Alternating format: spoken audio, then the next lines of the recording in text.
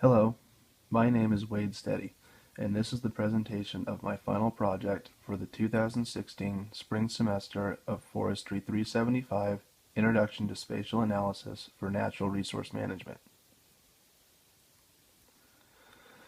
My hypothesis was that the areas with higher natural precipitation amounts would have more earthworm collection sites.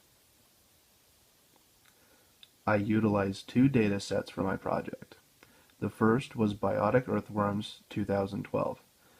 This data set was gathered at earthworm collection sites across the Pacific Northwest in 2012. This data was created by Jody Johnson Maynard, a professor here at the University of Idaho. The second data set I used was the precipitation information for 2010. This slide is showing that I was focused on whether the earthworm collection site was irrigated or not, as I am focusing on natural precipitation only. This is the model that I built and used.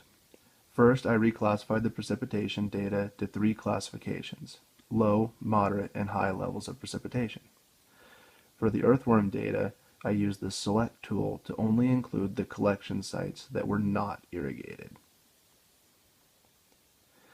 Here's an image showing the non-irrigated earthworm collection sites and the precipitation layer.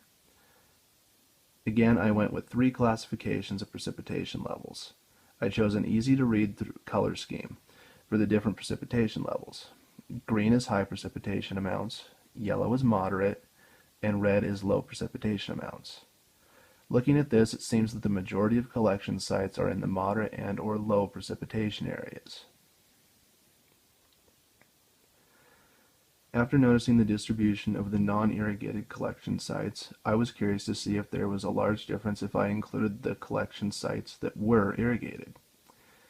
There were only three collection sites that were irrigated, and you can see the three sites here shown in blue. Two were in the low precipitation areas, and one in the moderate. Total, there were 31 non-irrigated collection sites, and the vast majority of these were found in moderate precipitation areas, followed by 6 in low precipitation areas, with only 4 collection sites being found in high precipitation areas. This is the map I made of my information, including a title, north arrow, legend, and scale bar.